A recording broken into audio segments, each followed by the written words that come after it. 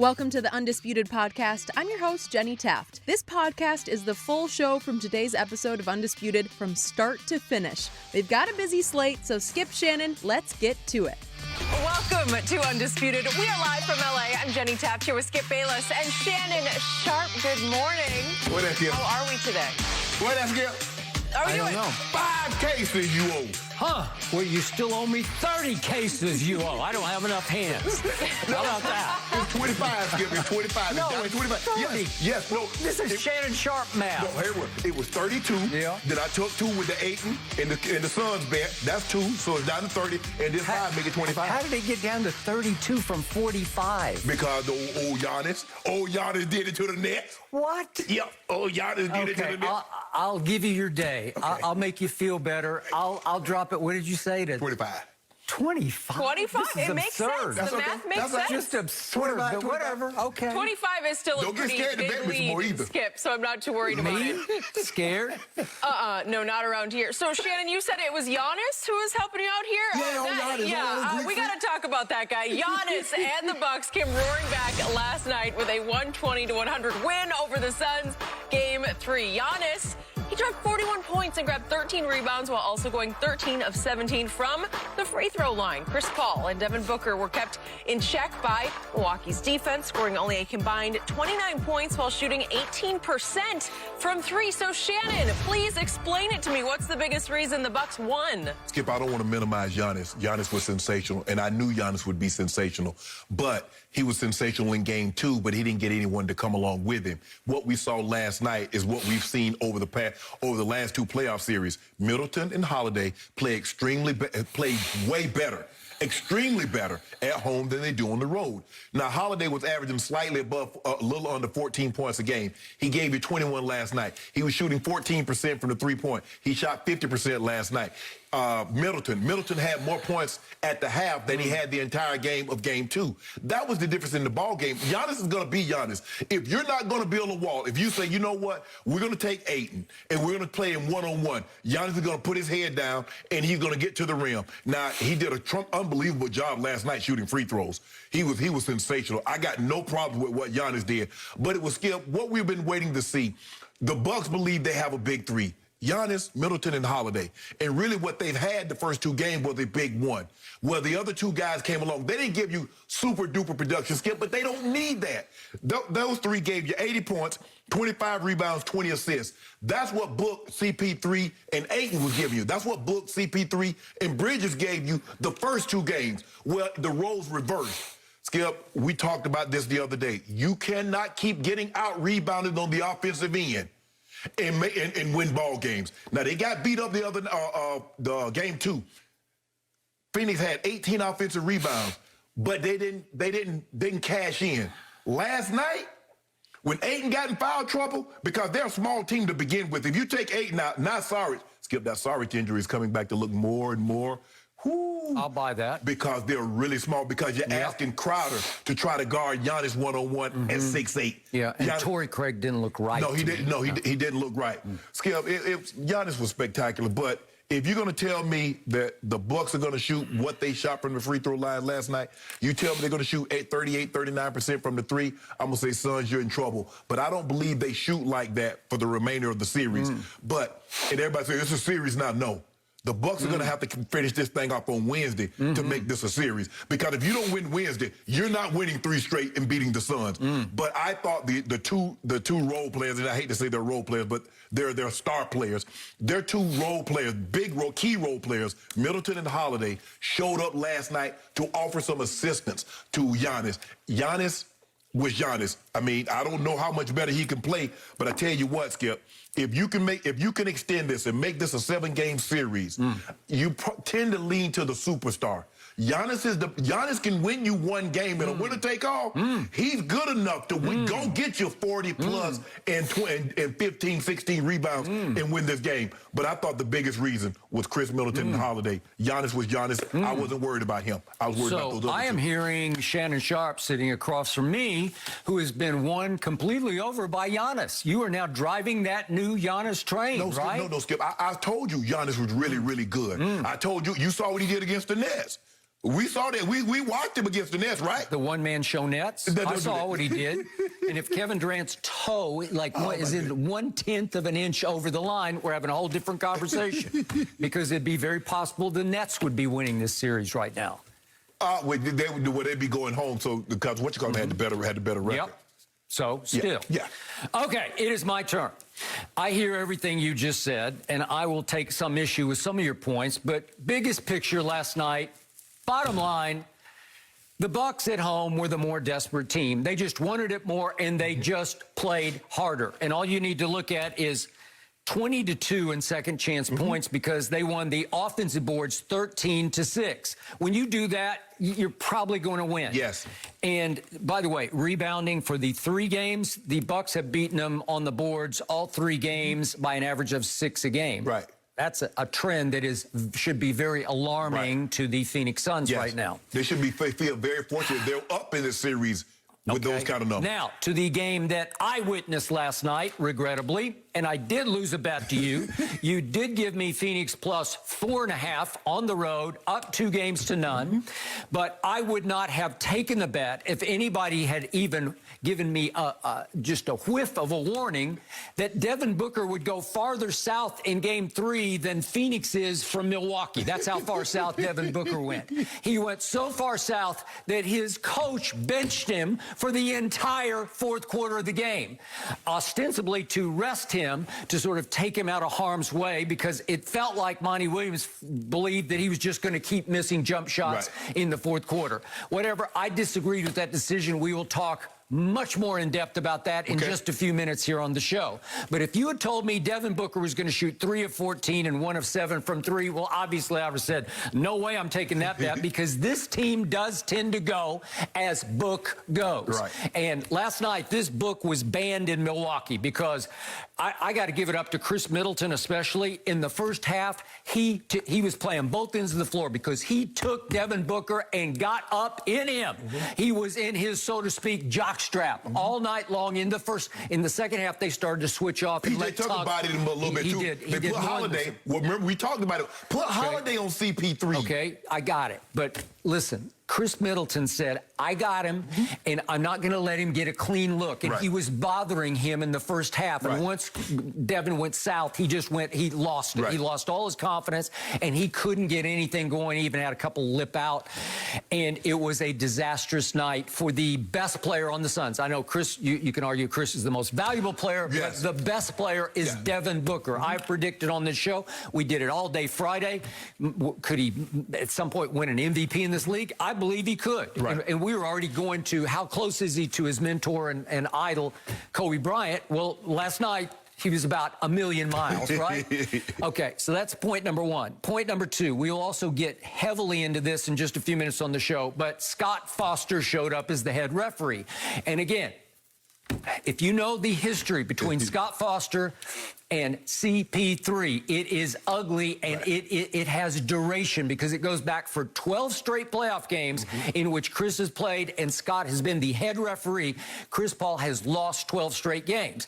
You can argue it's in his head. You can argue it's tangible. Last night, to me, it was tangible. It had impact on the game because from the very start, Scott Foster said no. He inserted himself. Yeah, he did. And there are a couple of calls in the first quarter, but here's the most egregious. If we could just see this call on Jay Crowder. This is Giannis on Jay Crowder, and this set an early tone. This is at the end of the first quarter, and here comes Giannis across the lane and just flat out barrels right he ran him over. He just ran him over. And Scott Foster says, Jay Crowder, you blocked him. Foul. What? Are you kidding me? That's a charge. And I think that's when Chris Paul said, okay, we're out. We got no shot. And by the way, Chris just slowly, speaking of Suns, faded into the sunset last night in Milwaukee because he scored 6 in the first quarter, got off to a nice little start, and then he scored 4 in the second quarter and 3 in the third quarter, and it just went all to hell after that. So, again, if you had told me Scott Foster was going to be the head referee, there is no way I would have taken that bet because whether it's tangible or intangible, it is a thing.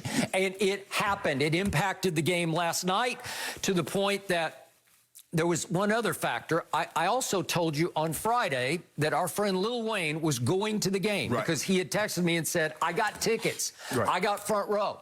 At the last second, he had to opt out because he had to shoot a movie scene. They're doing the remake of House Party, which I'm looking forward to. But he had a scene with Odell Beckham that he had to shoot, and they needed him to do it yesterday. And so at the last second, he couldn't go. So remember, you know who the executive producer of House Party, right? Who? Old Goat. Old Goat Oh, Mal I thought Carter. you said you were. No, Old Goat and Mal Carter. Oh, that's true. They are. Okay. We doing big things out here. Well, they are doing big things. He is. Spring Hill, baby. Spring Hill. He's chasing Michael B. Jordan. We know it. Do that. We got it. We about to be a billionaire at the end of the year. Are you? Okay.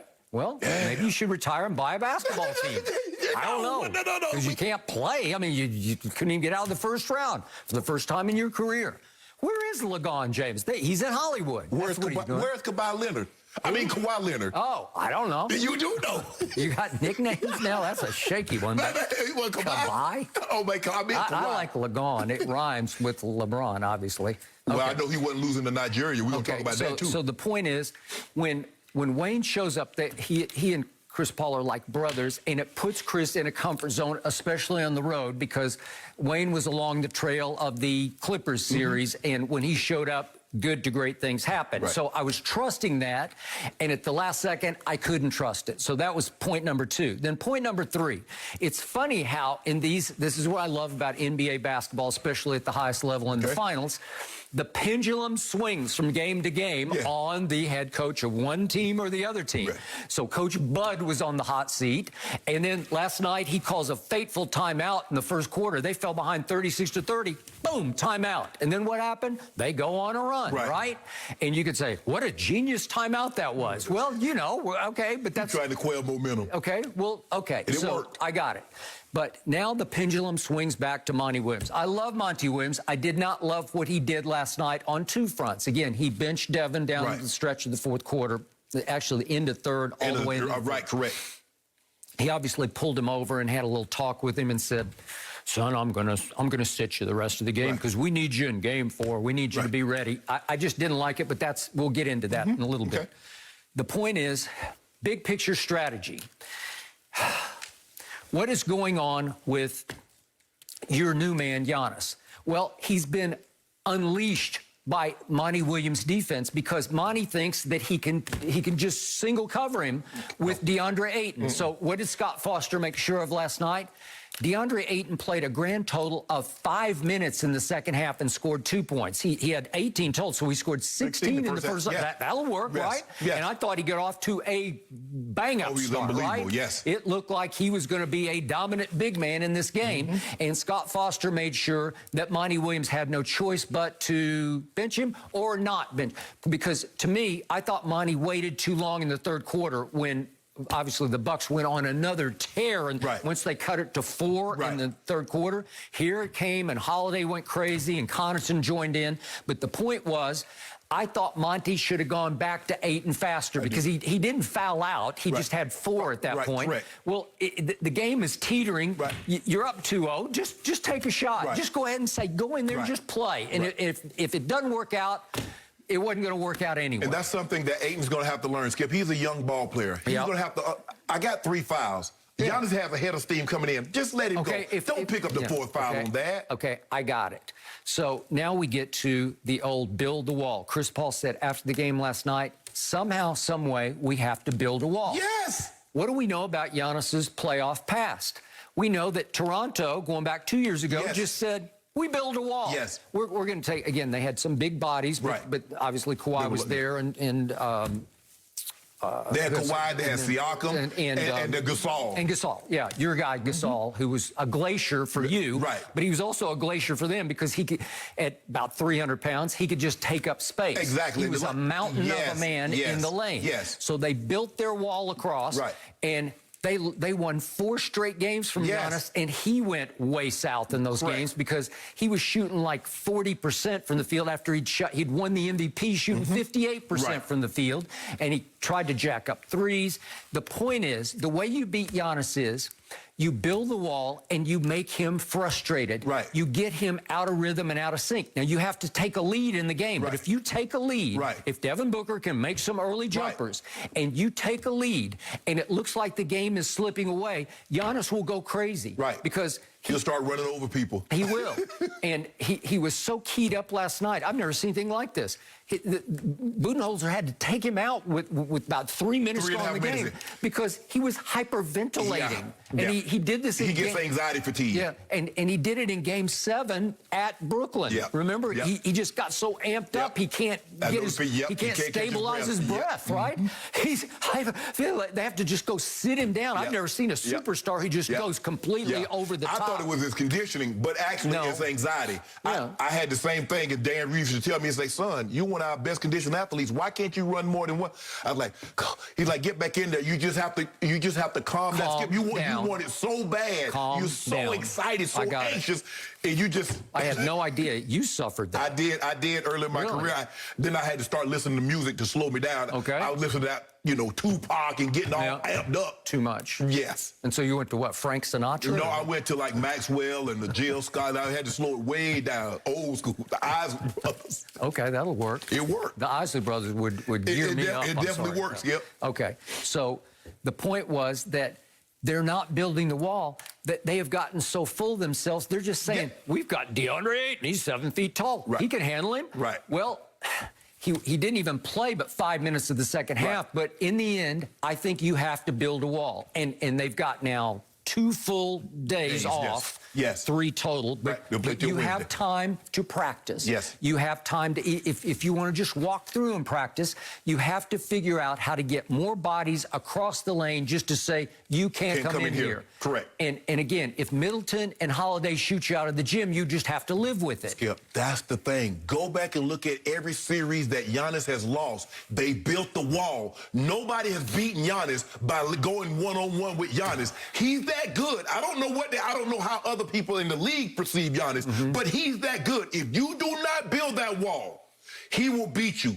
Because he's so long, he's so skilled, he will Euro step you, and then you foul him. Now, you hope he's like the old Giannis and make 40% of those. But if he's going to make 76%, he's going to get you guys in foul trouble. Another thing that Milwaukee did that the Suns were doing, Skip, what were they doing? The Suns closed out every quarter, every half. Milwaukee did that last night. Remember the end of the end of the first half? Remember the end of the third quarter? Basically, the game was over. Okay. And so that's what the Suns were doing. Milwaukee flipped the script. Okay. So speaking of that, so in the first quarter, as we pointed out, Budenholzer has a very timely timeout.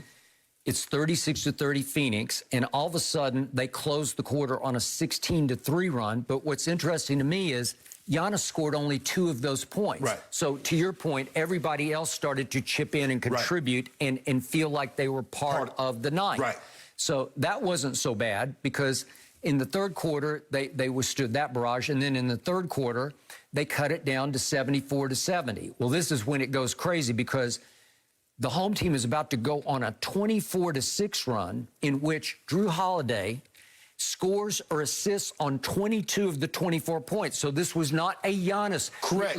What's shocking is I just gave you 2 big stretches. Giannis scored 41 points, but he was not instrumental in either one of these stretches. Right. So if we could see what happened in the second stretch in the third quarter, the one that put the game away, if we could see the 3-point shooting by Drew Holiday and Connaughton, here we go. Kick out to Connaughton. Boom. Oh, that's a rebound. That's a offensive rebound, second chance point. Okay, there's the first one. And that knocked it back up to 7. Here's Connaughton from the corner. That's Cameron Johnson got nosy on the backside. Yep. And here we go again. Holiday, that's his 4th 3-pointer of the quarter. And then one more to Connaughton, and this is a bomb. And that does it. Because that boosted all the way back up to 22. So, and the game's basically over at that point. So my point is, Giannis didn't do that. Right. Those guys did do that. Giannis didn't do the 16-3 run at the end of the first quarter that put them in pretty commanding position. Right. Everybody else did. So I will give you, finally on a night, they had some chemistry, they had some ball movement, they had some trustability of everybody else. But it helps when they see Giannis is unchained. You know, when he's loosed, when he is unleashed, then it makes everybody feel great about themselves. And so they're like, oh, Giannis has got a huge advantage tonight. So do we. But guess what, Skip? Giannis was unleashed, they weren't standing around watching. No. They were moving, and he was finding them. He had 6 assists. He had 6. Bobby Portis was tremendous off the bench on the glass. Skip, he's a big body. And that's what I'm saying. You got guys, Giannis, 6'11", Lopez, 7'1", 7'2", Bobby Portis, 6'10 and a half. Pound them little rascals inside. And what happened? Inside. Giannis had 24 points. Giannis had 41 points. 21 up, 24 of them came in the paint. And then he made 14. So he shot one shot out, made one basket outside the paint. You can live with that. I'm going to, look here. If Holiday and Middleton score 30 apiece and beat me, I'm going to have to live with that. Sure. But I know Giannis getting 40 and 15 will beat me. Okay. I know that. If Giannis is frustrated, he will show it quickly. Yes. You'll see it on his face. Right. You'll see it in his body language. And But you got to do it early, Skip. It trickles down to everybody else, because if he's frustrated, they start to tense up like, uh-oh, maybe we got to carry the show tonight. You can't let him get in his rhythm early, Skip. Yep. They let him get in his rhythm early. He's dunking the ball. He's laying it up. He's Euro stepping. And Skip, you know how he is. He start Euro stepping. He start looking at his hands. He's like... And, how about this? We got to see one last thing. The second quarter dunk where Brook Lopez shoots an air ball, misses everything, and Tuck goes and gets it because he was going to get everything off the offensive glass, and it bounces almost out of bounds. And then Tuck feeds Giannis, just breaking back down the lane, and it's just your basic wide open, thank you, dunk. And he's mean mugging going back up the floor. He's giving him the old mean mug like he did something spectacular. Well, I don't know. You're just unguarded and you dunked it. But once he starts mean mugging up the floor, you're in trouble. Yes. Because he is feeling it. Sons, don't think you're that good of a defensive team that you can single Giannis. You're not singling the great players. No. The Kevin Durant's, the LeBrons, all these guys that are really good, that are great. You're not singling them. Yep. Swallow your pride. I know Aiden is a good young player, but he's not taking Giannis one-on-one. I so agree. So Monty Williams is now in the spotlight. Yep. He's got to help fix his defensive strategy, and he has to help fix Devin Booker's psyche going into Game 4. And understand, Aiden, you don't have to challenge everything. You're going to have to pick and choose your spots. Yep. Because, Skip, look, obviously we know what Chris Paul is. We know how Booker is. But they can't win without Aiden on the floor. No. Because they're going to get crushed on the glass. And that's what happened. They got opportunity after opportunity, and that's what you saw. A 20-2 in second chance points. You're losing. They got 11 offensive rebounds. They're plus in that category. You can't keep getting pounded on the glass, losing second chance battles, and think you're going to win. No mercy. Well, Conor McGregor and Dustin Poirier's trilogy fight ended in a shocking way on Saturday night. At the end of round 1, McGregor stepped back. He broke his lower leg right above his ankle. Poirier was announced the winner via TKO from a doctor stoppage. Oh, it was a lot to watch. Shannon, what shot would you give Conor to win the fight if his leg wasn't broken, if this hadn't happened? 0. They can fight 10 more times, and he's not beating Dustin Poirier. Really? You know why, Skip? Because when the first time when they fought, I think it was UFC 178, Conor stopped him 2 minutes into the fight. 2014. Poirier's gotten better. Tell me since 2016 the one thing Conor McGregor's gotten better at besides marketing. Oh, he can still sell fights. He can sell his spirits, his beverage company. He can sell that. But tell me what he's gotten better at. His guard, his being, they take him down much easier. They keep him down much easier. Khabib got him on the ground and kept him down there. He get him down there with 4 minutes into the round. He keep him down there, wear him down, beat him down until the bell rings. They get him, go back, do the same thing. Look at Poirier. Got him down. It was, first of all, Poirier is not even scared anymore to stand toe-to-toe with him. He was standing toe-to-toe with him. Conor's kicking him, trying to keep him up off him. And he walked through him. Get him on the ground. Look at Conor was bleeding. He's sitting down, and I don't get it. Brother, the man just beat you down. You got your ankle broke, and you still talking about if it wasn't for your ankle, you'd have beat him. No, you wouldn't. No, you can't. You cannot. Because what Conor has turned into Ronda Rousey, Skip. Because she didn't evolve. Amanda Nunes, Holly Holmes, those women evolved. Conor is just a striker. Poirier can wrestle, he can strike, he got a ground game, he can do all the things. All Conor can do is strike. And once you neutralize that, what is he? He's a sitting duck. The inactivity, the money that he's made, is the desire still there? Because, Skip, the difference between that sport and any other sport, when I trained for football, I didn't have to worry about getting tackled. No. I ain't worried about no blindside hits. When you go fight that Skip, you still worry about your sparring partners. They're still trying to kick you. They're still trying to punch you in your face. Bruh, I get it. And Dana's going to probably make a fourth fight because he's box office. Sure. He's box office. But Skip, he ain't the fighter those guys are anymore. He hadn't been for a very, very long time. And it's painfully obvious to the real UFC people that he's not the same. He doesn't have the same ferocity. It's hard to have that ferocity when you got $350 million in your bank account, Skip. Yeah. Dustin Poirier don't have that. He trying to get it. Now, he ain't going to get it just fight, obviously. But, Skip, these guys don't fear Conor. He do all that talking, and they run through him. He's never going to be the same. Skip, he was barely top 10. I mean, you have to go. He's not a top 10 fighter anymore, Skip. He's not. He was not going to be top 5, even if he beat Poirier with the list of names that I gave you on Friday. But, Skip, he done. I mean, yeah, he going to draw big crowds, Skip. It's just like Tyson. People going to line up because, only thing what Tyson wasn't doing was selling the fight. You know he's going to come to fight, go get people out of there. Conor can convince people, I'm going to knock him. I'm going to walk him like a dog, man. No, you're not. You got Skip. You see that man had him on the ground, forearming him, and hitting him all in his face, elbowing him in his face. Conor bleeding left and right, out of his ear. That was the first round, bro. And what you thought you was going to do? It's over, Conor, bro. It's over. So, as everyone out there knows, I have loved me some Conor McGregor. Yes. He is as entertaining a sports performer as I have ever seen in any sport. Yes. Pre-fight and during fights. Yes. But Saturday night, I cannot tell a lie, that was the beginning of the end, if not the end. Yes. Because I would have given him a less than 0 chance of winning that fight if it had continued. And for the record, one of the great referees, Herb Dean, was about to stop it at that moment when his leg broke. And it snapped. I'm talking about tibia and fibula. Yes. Snapped. So what did I see in the biggest picture? I saw Conor come out desperate and resort to a bizarre kicking strategy, which is not Conor McGregor, because that's how Poirier had softened him up in the previous fight last January. Right. So I'm going to kick. And there was one kick early in the fight that when it wasn't like he checked it, Poirier, but it was up like thigh high.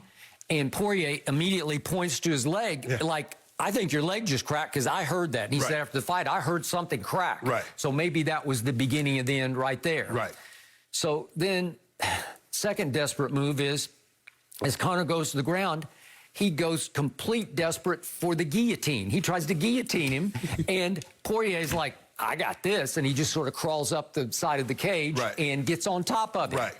And once he got on top, he inflicted some horrible damage. He was pummeling and pounding Conor on the ground, hence ears bleeding. And what to me happened was that Poirier now hates Conor so deeply badly. The man talking about his wife. What you expect? I got it, but I'm going to get to that in just a second. But he had him and could have finished him on the ground. And I believe Poirier is such a man. He jumped back up and said, you get up because I'm going to finish you face to face on our feet. I'm going to beat you at your own game and finish you off because I'm going to knock the living you-know-what out of you right before the world to see, right here, right now. And they go in and kind of trade blows and missed, and the leg buckled. Well, I don't want to see anybody have to endure that kind of pain and that kind of injury. So I am very sorry that that happened. But I'm also here to say it took Conor off the hook a little bit. You know, it actually saved him from more disgrace because he was about to get shredded and absolutely annihilated. And he's sitting down screaming, doctor stoppage, because he didn't want it on his record that it was going to be stopped. But Herb Dean for a second was moving in like, I got to stop this, I got to stop this. And then, well, he had no choice because his leg broke. Okay, so we get that. Then Poirier immediately unleashes on Conor in the ring in the post-fight interview, and I didn't see that coming. I got it. He did insult his wife before, but half the time it goes in one ear and out the other because that's just Conor. He insulted Floyd racially, remember, before the But you remember how it got out of hand with Khabib. And remember, Khabib ends up going over the cage. That went into religion and wife. Right. So you would have thought, he's like, you know what? Oh, okay, the fight's over with. Hey, you got me. I broke my ankle. Leave that alone. But you're going to call the man wife out of her name, and what you expect that man to do?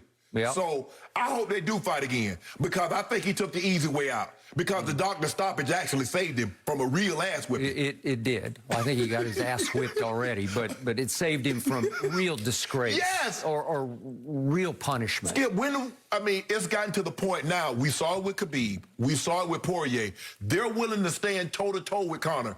Nobody would have ever done that. Alvarez, Aldo, all of them tried it, and boom, out of there. As a matter of fact, I think Conor got the fastest knockout in title fight history, what he did to Aldo. And so now Poirier's like, bro, I don't fear you. I trade with you. Walk him down. And Conor, early in the fight, he landed a couple. He did. But Poirier didn't. Poirier kept coming like, give me another one of them. As a matter of fact, give me two, give me a double. Right. So I loved what Poirier said after the fight. He said, yeah, we're going to fight again, either in the cage or on the sidewalk. Yeah. That's how deep the hatred ran that I didn't see coming. It was Khabib-like. It's not quite to that level, but he called him a dirtbag right after. and for me, as entertaining as I've found Conor pre-fights and post-fights in the past, this went to disgusting to me. This went completely over the edge into unwatchable, because he's still sitting over there up against the side of the cage screaming about his wife. Screaming insults. Well, now you've lost all class and dignity, whatever shred you had left of that.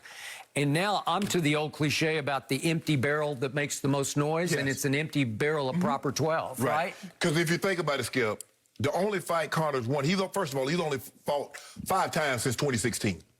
So when you look at the inactivity, and the only person that he's beaten is a washed-up Cowboy Cerrone. But if you look at it, he got him right out of the box. He just took a run at him and just caught him with a kick. Right? But if you knocked him out. Look at Conor's last 3 fights, how he's left the ring. Khabib had him sitting on the mat. Poirier's left him sitting on the mat twice. Just terrible. Twice. At some point in time, you're just like, you know what, guys? My heart is not in it to do this anymore. It's hard, Skip, to get that kind of money and still get in there and do that. Conor, nobody's going to look at you differently, bro. Man, take the money and run. It ain't worth it. So what have we seen? First UFC fight I ever actually attended was August 20th of 2016, and he got revenge on Nate Diaz, and it was a spectacle of a fight. And Ernestine and I we're sitting right there, and we got splattered. And she's never recovered from it. But the point was, that was Conor at his greatest to me.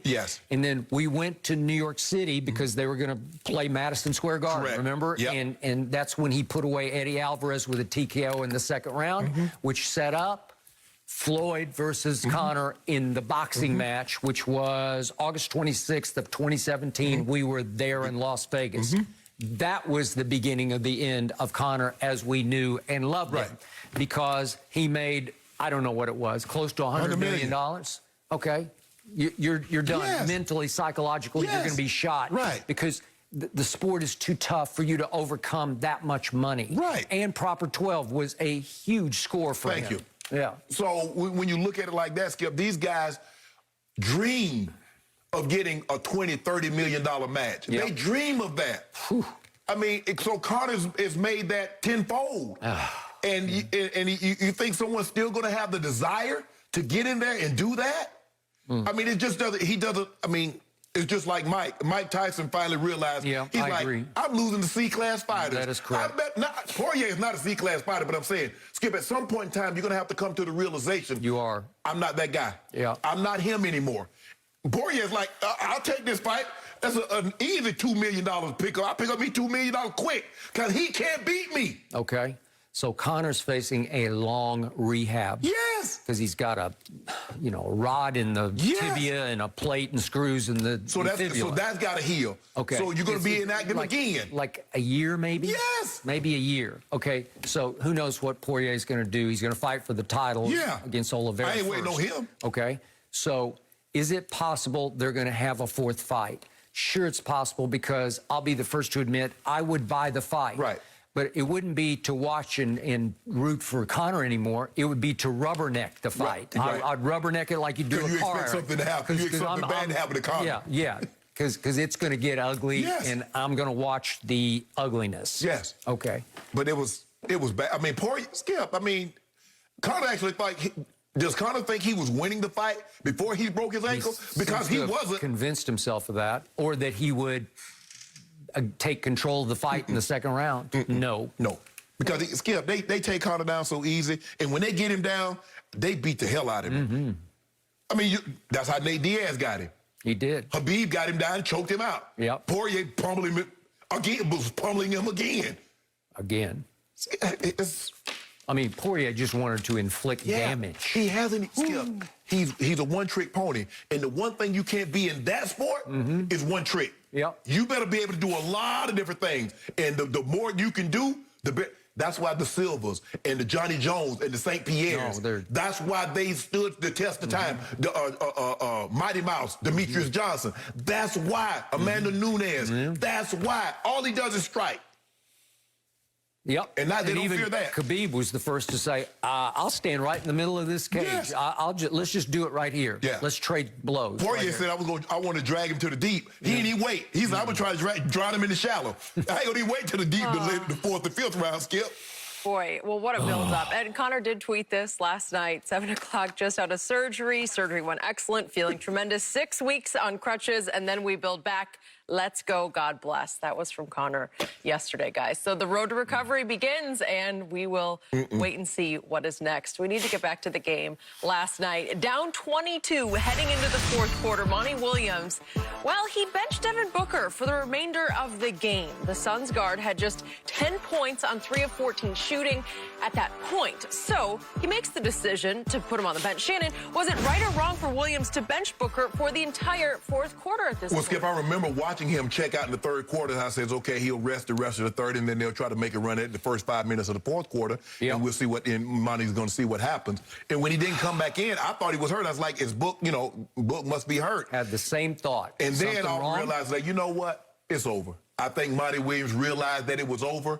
He's like, okay, if they can make a push, if my backup unit can make a push, get it within 10, I'll bring Book back. But if they can't, I'm going to let this thing go, and I'm going to get ready for a Wednesday night. And I thought that's what he did.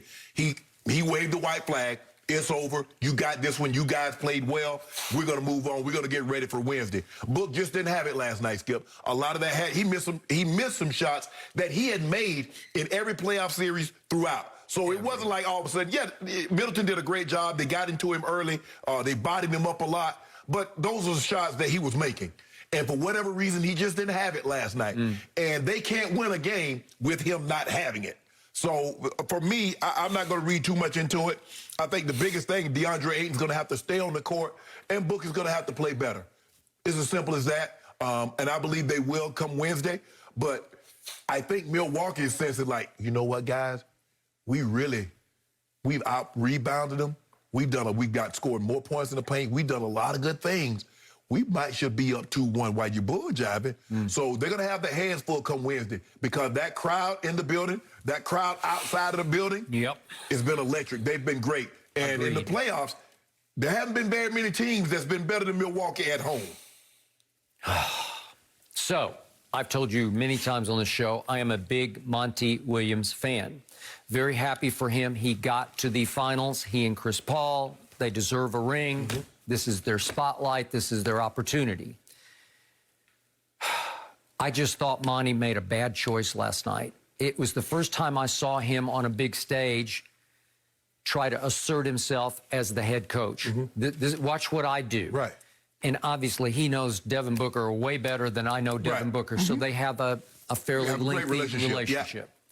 But I thought it was a little bit of a grandstand play for a head coach who decided, I want to take him out of harm's way. And instead, he put him in harm's way because now Devin Booker is in the harshest, brightest, hottest spotlight for the next, because when we got 3 days before they go again in Milwaukee, the story will be Devin Booker benched in the fourth quarter by his coach. Right. Ostensibly to protect him and to rest him. Right.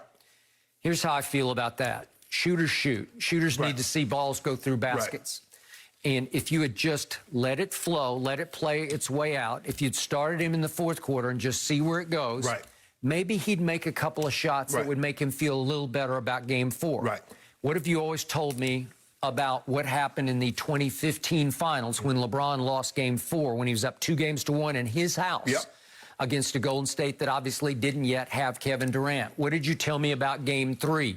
That Golden State found something down the stretch. Even in a loss. Even in a loss, they found Iguodala was having a little success guarding LeBron and having a little success scoring the basketball. Correct. Right? Yep. So Steve Kerr in game 4 had enough confidence in what his eyes had shown him in down the stretch of game 3, even a loss, that he said, I'm going to start Iguodala, who simply became the MVP of those finals and turned the whole series around with the job he did on offense and defensively on LeBron in game 4 in Cleveland. Okay, same idea. If you just let it play out in the fourth quarter, maybe Devin makes a couple of shots. Knowing him, maybe he gets hot. And I'm not saying they could have won the game. They're down 22. It's just too much, especially at Milwaukee. Maybe in Phoenix you can make more of a run. But the point was, you didn't give him the chance, and by trying to take him out of the spotlight, you actually intensified the spotlight on him, because in a blowout, what was ABC left to do but keep flashing up pictures of Devin Booker sitting by himself at the end of the bench? Is he hurt? Didn't appear to be. They didn't say anything about being hurt after the game. And so now all you're going to hear over the next 72 hours is book. Right or wrong, can you find your stroke? And again, Monty Williams has always raved about this, still young. He's still 24 years of age, but how he's bounced back from bad shooting games to have great shooting games. Well, maybe so, but he's never been in an NBA Finals with this kind of stage. And the thing is, Skip, you remember Kobe Bryant's first playoff, he was airballing shots left and right. But guess what? He kept firing them.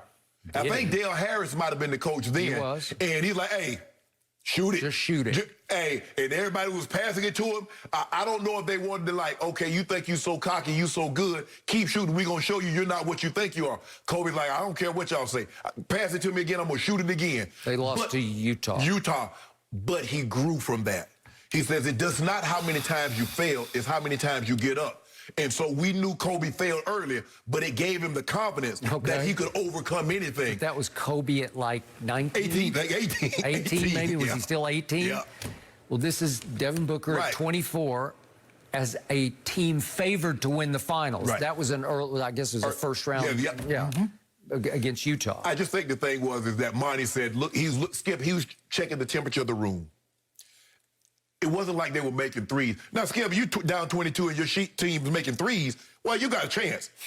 But they couldn't make, Book didn't have the three ball going. Nobody, with the exception of Jay Crowder, could make a three last night. Well, speaking of Jay Crowder, he makes 6 of 7 threes. Yeah, he was 6 of 7. And the team shot 29%. Do the math on that. They were 3. They raised 3 the rest of the way. I mean, it was him or bust, right, from 3, and it was mostly bust. So even Cam Johnson had a nice flurry in the third quarter. He was 1 of 5 from 3, okay? And your little man, Cam Payne, he couldn't get it going. And 0 of 2 from 3. Yeah, I mean, think about it. He played 24 minutes, and he played more minutes than Ayton. But Ayton's got to stay out of foul trouble. Book's going to play better, but I don't know now, because the thing is, the one thing that you want, if you lose a close ball game, but they got blown out, Milwaukee's feeling really, really good right about now. You got that right. I agree. So to me, the key to Wednesday night is Devin Booker. If Phoenix is going to go up 3-1, he has to come out firing and hitting shots, because they do go as he goes. I know Chris had the hot game 6, as you said, close out Chris. And he stayed hot-handed into game 1. And he had a little bit of a hot hand to start last night. Until he noticed that Scott Foster was calling fouls that you're like, what? And the point is, Devin Booker has to carry them, or they're going to go home 2-2, and the momentum's going to swing wildly to Milwaukee. Skip, I don't care what they build. They can build a wall, they can build a fence, but they need to do something to keep Giannis from getting to the basket so easy. That's what they need to do. Now, you can call it whatever you want to, But clearly, you see Giannis is averaging 34 and 15. So whatever you're doing, and he's shooting 60%, 60+% from the floor. So whatever you're doing is not working. Giannis can beat you. A team that's this with a superstar, and that's what Giannis is. He is. And two really good role players, Holiday and Middleton, they can beat you, Phoenix. Now you playing around and think, well, we got Game 7, but a Game 7 and another team has a superstar. Oh, they can go in your building and beat you. No mercy. Chris Paul and the Suns came up short in Game 3 last night, losing to the Bucks by 20. It was CP3's 12th playoff game that Scott Foster officiated, and the veteran guard has lost all 12 of them. After the 11th loss earlier this postseason, Paul acknowledged he was aware of his record with Foster, but for what it's worth, the Suns won Game 2 against the Clippers that Foster officiated, although Paul missed that game due to health and safety protocols. We all know that. So, Shannon, do you believe Scott Foster has it in for CP3, or is this all in Chris's head? I believe it's mostly in Chris Paul's head. Scott Foster calls bull jobs against CP3, KD, LeBron. It doesn't matter, Skip. And we pulled it up. On average, he calls 0.8 more fouls per game than the league average over his career. So he blows the whistle a lot. And it just so happens that Chris Paul is getting in this game. It almost reminds you, Skip, you remember Tim Duncan and Joey Crawford? Do I? But well, that went completely over the edge to where Joey got suspended. Yeah, it went way left. It hurt. But Tim didn't care. The Mavericks. Remember, Joey Crawford teed up Tim for giggling at the end of the bench of a game that was completely He thought he was laughing at him. Right. The Mavericks had a similar situation with Danny Crawford early. They were, I think it was, we put 1 of 15 in the postseason, and Mark Cuban had a lot to say about that, but it got reversed. I just think it's mostly in Chris Paul's head. Now, Scott Foster did ref a game, and the Suns won, but CP3 was inactive. So I guess we don't really count that. CP3 is saying, I need to be on the court because I already know he's going to call some bull jive. But I just believe it's mostly in Chris Paul's head. Scott Foster calls a lot of bull jive to begin with, and it doesn't matter, be it CP3, LeBron, KD, Dame, it does not matter. He calls on average more fouls per game over his career than the other officials. Okay. I believe this is a thing, and it's become such a big thing that, to your point, it's probably become a thing also in Chris's subconscious, where once he just sees him at the game, it's like, I'm done. Right. So if you look back at the long history of this, it goes back to even in his Houston days. He and James Harden used to get into it with Scott Foster, and it got so bad at Houston that Chris acknowledged publicly that he met with league officials to complain about Scott Foster. So he actually took it to the league office. And Chris is obviously the head of the Players Association, so that's going to carry a lot of weight. Absolutely. And once that's how he was able to get that meeting. That is correct. But once that becomes public, how do you think Scott Foster is going to feel about that? Wait a second. You have called me out publicly? You have challenged me publicly? Well, there could be a watch this. Because he may just be a little tougher on Chris. He's going to lift the bar up a little bit higher, and at least he's not going to ever give him any break on any call. It continued on in Oklahoma City. They had this big incident over delay of game where Chris was trying to delay the game long enough to get a review. And you know, he's fumbling around with the basketball, and Scott called him on a delayed game, and Chris was just outraged over it because he said, you're still trying to stick it to me. So, again, to Jenny's point, the irony here is that Chris didn't play in Game 2 of the Clippers series, and it was the most egregious Scott Foster call of all, but it actually was, it saved Phoenix because it was the ball where Bridges shot it from the far corner, and it bounces long off Ayton's fingertips, and it was clear it went off Ayton's fingertips out of bounds. And if you call it correctly, and Scott Foster was clear up at the end of the baseline. And he was not in position to make that call. He was in terrible position, and Reggie Jackson had run out of bounds and ran back inbounds across his path. So he didn't even have an unobstructed view of what was happening clear down the baseline. And I believe he missed it, and they went and reviewed it, but they're going to protect the head referee. And if you call that correctly to me, the Clippers are going to win Game 2 at Phoenix. Again, Chris was out on COVID protocol.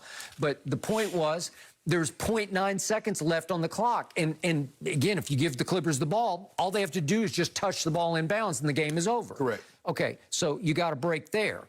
But now we go back to Game 3. This is why I know this is a tangible thing. Mm-hmm. Game 3 of the Lakers series, first-round series, at L.A. Lakers win big. It was 109-95.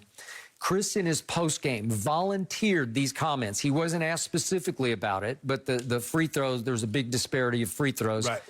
Lakers have made 26 of 30 in the game, ref by Scott Foster. Phoenix, 14 of 18. So it was 30-18 in attempts. And listen to what Chris said voluntarily about Scott Foster after the game. We got to try to, limit their free throw attempts. They're shooting a lot of free throws last game, tonight.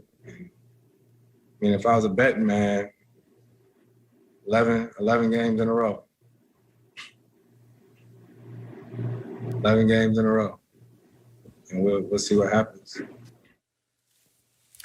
If I was a betting man, 11 games in a row referred to I have played 11 straight playoff games refereed by Scott Foster, and I've lost all 11. Didn't the league talk to Scott Foster because he had a lot of conversations with Tim Donaghy? If I'm not mistaken, I think they talked to him, but they exonerated him of any.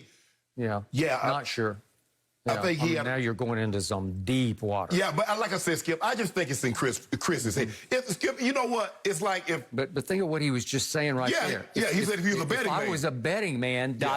He didn't say it, Scott Foster by name. He didn't call no name. He just said if I was a betting man. 11 in a row. 11 games. Look and see who's... 11 in a row. And even when the moderator thanked everybody for their questions and everybody's getting up, Chris muttered 11 in a row. Yeah. Okay? That's a big deal, man. Yeah. So it felt like they were doomed from the start last night, at least in Chris's mind. Well, Skip, look, people have superstitions. Superstitions. Because, if we stay at a hotel, Mike, if we stayed at the hotel and we lost the game, we're not staying at that hotel again. Either. I'm the worst at any of that. I mean, what the hotel? The hotel didn't know we had a game. We could have been in for a convention. But the hotel didn't have anything to do with that. Hey. We just played terrible. Okay. But Mike believed it. Okay, well, you're talking to the wrong guy, because if Ernestine comes in and turns the lights on in a room, I'm watching a game, and it suddenly changes the game, I'm like, why did you do that? Yeah. You got to come back and turn the light off. Like they know. So you know what? I think Skip's wife about to turn the light on. So it's time for us to make a run. This is it. They don't know. Okay, but that's why the demons of Scott Foster are just gnawing at Chris's psyche right now, because he believes that he's going to get them. What do you think Chris thought? Let's show the play again. End of first quarter. Giannis barrels across the lane. That was a charge. Okay, but this is a Scott Foster call. He calls his play. If we could see it one more time. Giannis just barrels and just runs over Jay Crowder. That's a lot. I mean, Jay Crowder's entitled to that spot, Scott Foster. Is he? God, how can you call that a foul on Jay Crowder, and Scott Foster did? Yes. What do you think Chris Paul was thinking at that moment? That's some bull, John. We're done. Yes. Right? We got no chance. Yes. Okay. Well, that's what I'm trying to say is it's so egregious. Yeah, I tweeted that. I was like, how is that a foul on Crowder? And there'd been another call earlier that Scott Foster made on Cam Johnson, and it wasn't so egregious. But the point was, by then, Chris says, well, we got no chance. What you call it? But Giannis ran Cam Johnson over, too. He did. But that's how he picks up a lot of his fouls on charge and going to the basket. He does, but you have to call him, especially early when he's hyperventilating, overamped. I mean, if they get hit, if he picks up 2 fouls in the first quarter, and he has to sit for an extended period of time, well, the Suns are going to blow this thing open. Thank you very much.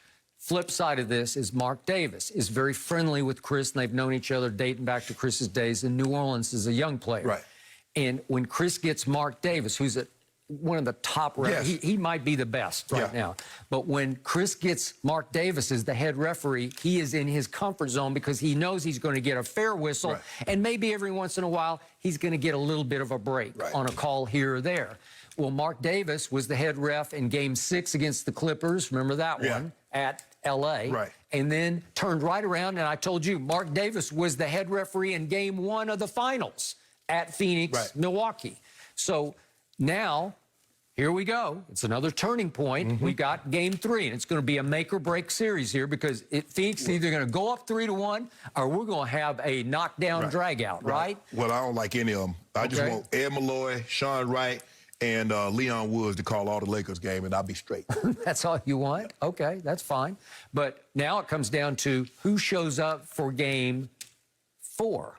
Would Scott Foster come back? I don't think so. Would Mark Davis come back? Watch carefully. This will tell the tale. I just hope that it's not a game 7 or winner take all, and Scott Foster shows up in Phoenix. Chris Paul might boycott. Hey, let's file a formal protest. Because what they used to do to the Spurs was that David Stern, the former commissioner, would just say, this is when Joey Crawford, and he was a great referee. Yes. And he was a showboat, and he wanted to take over the game. He wanted to be the center of attention on every call. He's histrionics, and, you know. But the point was, David Stern felt like he had to protect his credibility, so he kept assigning Joey Crawford to the Spurs in big games to say, hey, and if the Spurs drew Joey Crawford on the road, no way, right? There's no way they're going to win that game. Right. Okay. But this is Chris Paul here. Well, you believe, like you said, there's a lot of history here. You believe that when Ernestine cussed the light on, that something bad going to happen to the team that you're rooting for. That's in your head. What did that Jay Crowder call show you? What did but that was a charge. Okay. But hell, I thought when Cam Johnson, I thought that was a charge that he did on P.J. Tucker.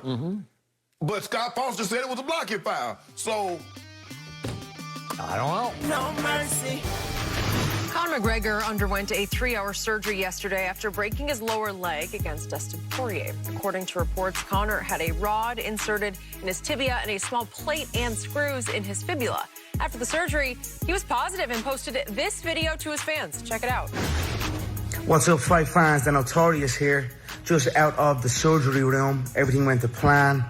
Everything went perfect. I'm feeling tremendous. We got 6 weeks on a crutch now, and then we begin to build back. You know, I want to thank all the fans all around the world for your messages of support. I hope you all enjoyed the show. You know, Dustin, you can celebrate that illegitimate win all you want, but you've done nothing in there. That second round would have shown all. And, you know, onwards and upwards we go, team. We dust ourselves off, we build ourselves back, and we come back better than ever. Let's go, team. Always something to say. Shannon, Conor is set to turn 33 later this week. So will he ever be Conor McGregor again? No, not the Conor McGregor that burst onto the scene, was knocking people out, and got everybody excited to see him fight. Skip, he's one of the handful of people that can convince you to buy a product. He can convince, like, man, oh, Conor, I can't wait to see Conor. But now it's just a lot of huff. It's a lot of fluff. Skip, I mean, he's lost, what, 3 of his last 4 MMA fights? 4 of his last combat sports? No. He's not the same. He hasn't been the same since he fought Floyd Mayweather, got that big payday. Skip, it's hard to go get grimy again when you got $100 million in that sport. Get bloody. Yes. Yep. So, Skip, for me, like I said, he hasn't evolved. He's the exact same fighter today as he was when he burst onto the scene. None of his skill. His takedown defense is still trash. Once he gets on the ground, he ain't getting up without taking punishment. I see a lot of guys get on the ground and they can get up and don't take minimal punishment. They zap the life out of him. No, he's still going to be able to sell a fight. Because even then, he talking about Dustin Poirier had an illegitimate win. What? Bro, you was there. You know, Skip, it's kind of like, it's like anything. You know, you lose a fight, like, man, he ain't really do too much. Bro, he was carrying you. Conor, like I said, Dana is a smart businessman. Yep. Dana knows this product will still sell. Why not put it out there to let the consumer get an opportunity to purchase it? I would. We all would. Sure. But, Skip, he is not the same fighter. And I guarantee you get Dana White off the record, he'll tell you, because Dana is normally up front. And he said it long, said it's going to be hard for Conor to make this kind of money and be the same fighter. He's not the same guy that he walked in the ring and faced Floyd Mayweather. He's not that guy. Because once he got out of the ring, he got a $100 million check, Skip. He's not the same, and he won't ever be the same. Dana said that to us on our show at Las Vegas ahead of the Floyd boxing match. Yes. Right? Yes. He's going to make a ton of money. It's going to be hard to be Conor McGregor in UFC again. Yes. Because the sport is just too hard. Yes. It takes too much of your blood and your sweat and finally your fears more than tears. Because now we got an issue. He's turning 33 on Wednesday. He's going to be out for a year. This is a horrible injury he suffered. Yes. Both lower leg bones broke. So one requires a rod, one requires a plate with screws. Well, help me out. Isn't that going to take a year? Yeah. So what? He's going to be fighting. He'll be 34 by the time he fights again. He's going to be coming up on his 34th birthday.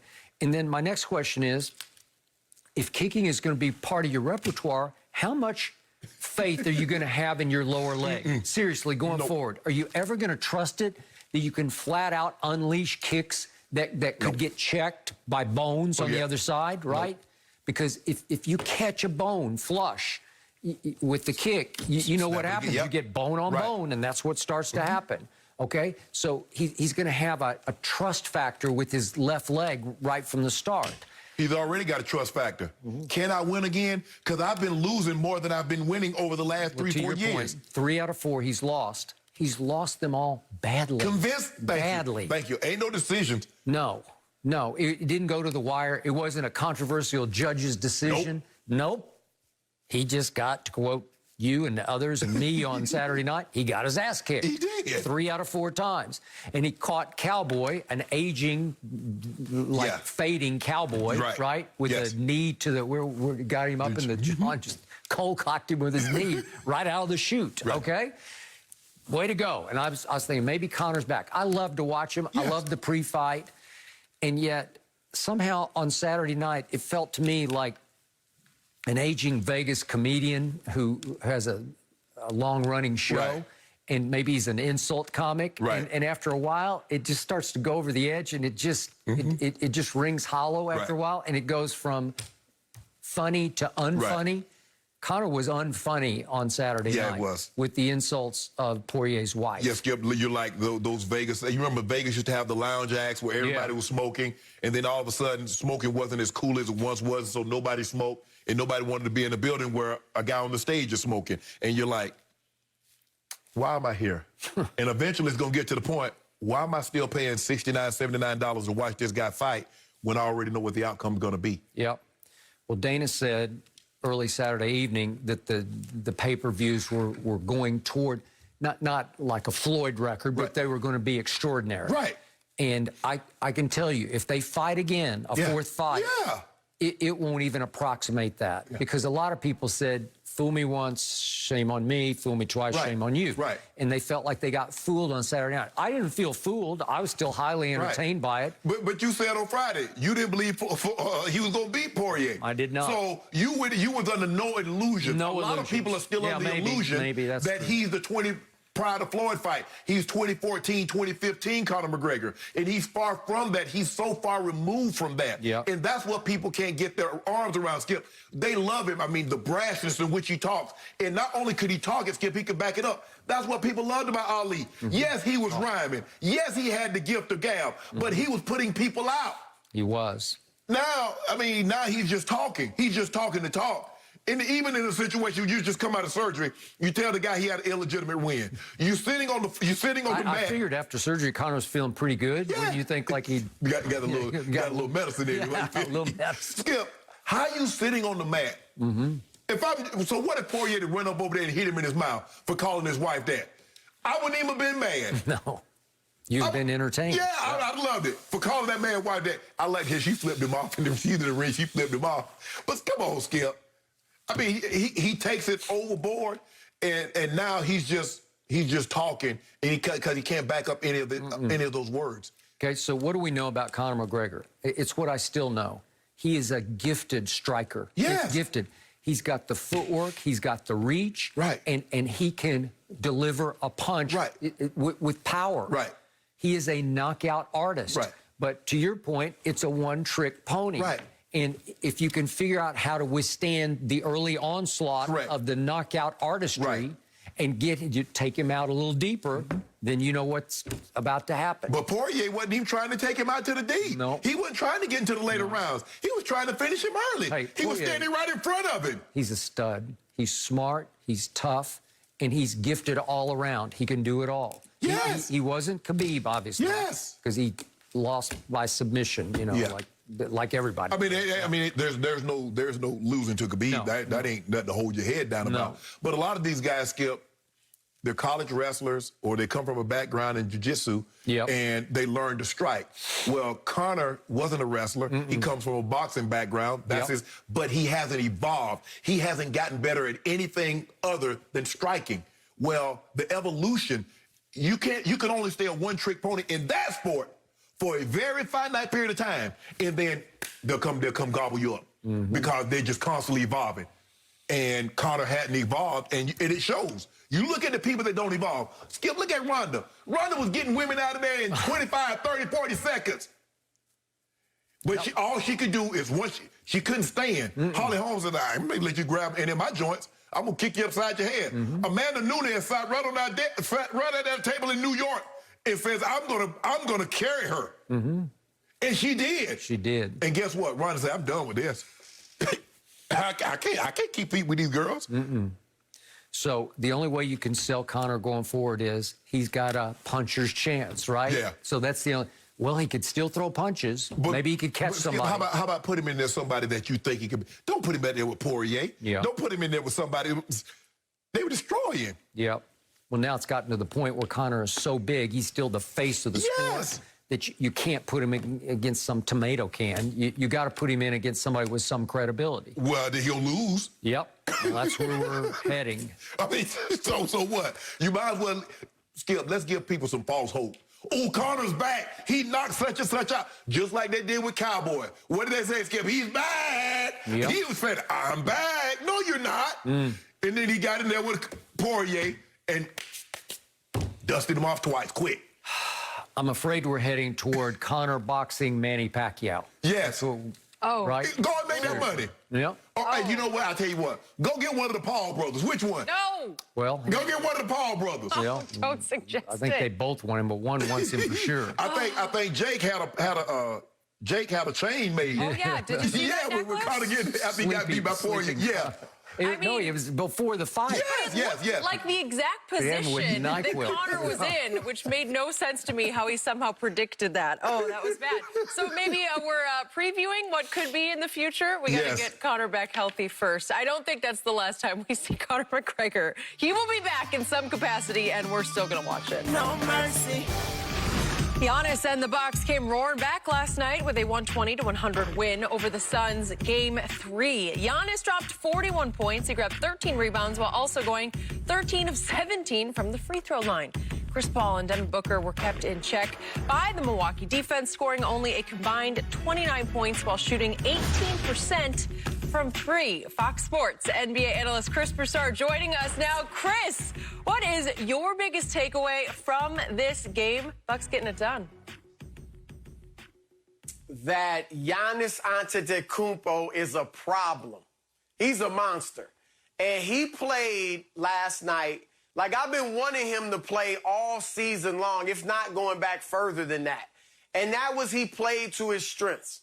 One of Giannis's big problems is that he often plays to his weaknesses and shoots some threes, shoots a bunch of mid-range jump shots. Last night, he played to his strengths, which was dominating the paint.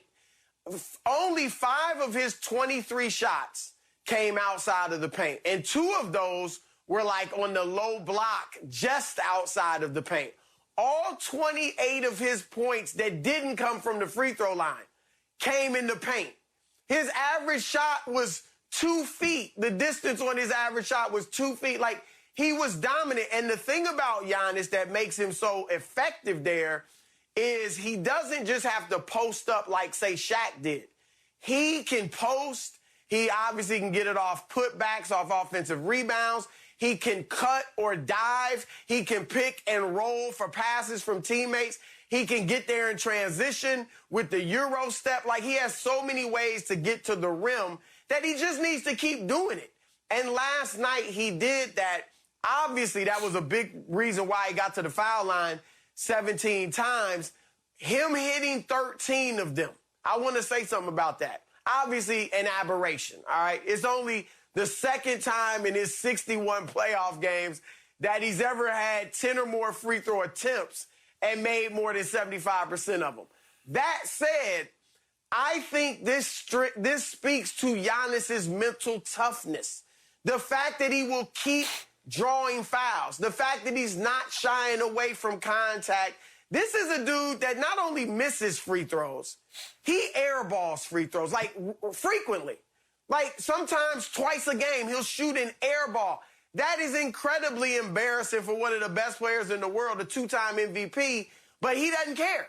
He keeps attacking, and he's going to have a night occasionally like he did last night. So to me, that's mental toughness. We saw what happened with Ben Simmons, but his aggressiveness, it's what got DeAndre Ayton to some degree in foul trouble. Ayton's fourth foul was on Giannis. That got him out of the game early in the third quarter. And, you know, Ayton, who had 16 points, was dominant in the first half, wasn't able to do anything else in the second half going forward. So Giannis, to me, this whole game was about Giannis. Even early, guys, 4 of his 6 assists in the first quarter, he got Brook Lopez, Bobby Portis, great layups and dunks at the rim with nice passes. He got Drew Holiday an open 3 in transition early, and Holiday obviously was able to get in a rhythm from there. So this was all about Giannis to me. Let me ask you a question. Now, we saw Giannis play equally as well. So if Holiday came into the game shooting 31% from the field, shooting 14% from the three-point line. So if Holiday doesn't shoot 57% and 50% from the three, even if Giannis has that game, you think they win? No, I mean, you need contributions, so from Middleton. That's where I went. Holiday later, but I went with Middleton and Holiday because we have seen Giannis. Giannis was averaging 31 and 15. Giannis really couldn't do any more unless his other guys came along. He needed to get what CP3 was getting from Booker and Ayton, what he was getting from Booker and Bridges. That's what Giannis needed from Middleton and Holiday. And what we've seen right on cue, what happens, Chris, when they're on the road, they so-so. When they come home, they're world beaters. Giannis is going to be a world beater regardless because he's Giannis. He's a superstar. He's one of the 5 best players in the NBA. So he's going to be him. But what you also need is your guys that you count on the regular, which is Holiday and Middleton, is to be that. And they were that last night. Can they be that again in Game 4? Just think about this, Chris. Holiday was shooting 14% from the three. He shot 50% last night. He was shooting 31% from the floor. He shot 57 last night. So he's going to have to continue that. Now, they're going to have to slow down Giannis. You can't keep letting him get 40-plus and 15 rebounds, or you're probably going to lose because all he needs now is one other guy because Middleton is due for a breakout game. Middleton is due for an efficient 25, 30-point game. And if you pair that with Giannis, you're going to have your hands full. But I thought the biggest reason Giannis was Giannis, but Giannis was great in Game 2. He didn't get any help from Holiday and Middleton. He got help from Portis and Connaughton also. But I thought those 2 guys were really key in them winning. My turn. So to Chris's first point, last night, Giannis scored all 14 of his field goals within 5 feet or less of the basket. That hasn't happened for somebody scoring over 30 points in the game for the last 25 years in the NBA. Well, okay, so Giannis did what Giannis can do if you allow him to do that. Yes. What have we heard going back 2 years ago to Toronto? How did Toronto stop Giannis and beat him 4 straight times after they went up the Bucks 2-0? They built a wall. Mm-hmm. What happened last year? Miami built a wall in the first 3 games against Giannis and won all 3, and then he got hurt, but they were pretty much down and out already. Yeah, they were down 3-0 anyway. Correct.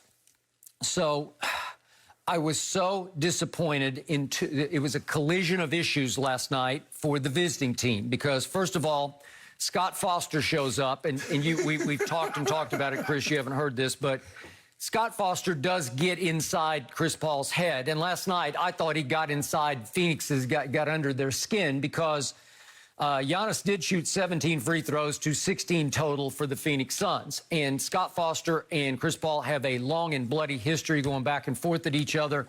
And Chris is now 0-12 in playoff games, refereed as the head referee by Scott Foster. So it didn't help that Scott Foster quickly got DeAndre Ayton in foul trouble, and Ayton wound up playing only 5 minutes in the second half and scoring only 2 points. Well, I fault Monty Williams. I'm a big fan of Monty, but I think he got full of himself, got carried away with the fact that his young emerging star 7-footer can guard Giannis. Not if Scott Foster is refereeing, because probably not if I'm refereeing or Shannon's refereeing, because it's just hard to guard him by yourself. Right. So they have not tried to build a wall. And Chris Paul said in his postgame last night, somehow, some way, we have to build a wall. Well, you better, and you better start in Game 4. This thing's going to turn wildly around, and you're going to be up against it because you're allowing Giannis to score, what's he averaged, 40 points the last 2 games. He's like 35 a game for these 3 games. Yeah. You're not going to win that way. This is how you stop him. You get him frustrated early, and you force him into shooting jump shots that he can't shoot or three-pointers that he really can't shoot. Right.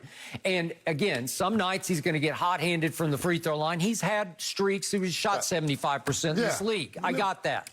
But conversely, what I didn't see coming last night was that Devin Booker would go farther south than Phoenix is from Milwaukee, because he's such a great shooter. And now we've 2 out of 3 games, Game 1 and Game 3, he's shot it poorly, like shockingly poorly. And last night was so bad that Monty Williams benched him for the whole 4th quarter. I took exception to it. I thought you put, unfortunately and unwittingly, you put Devin on even more of a 72-hour hot seat, because now everybody's focused on Devin Booker is cold and you got to get him out of his slump.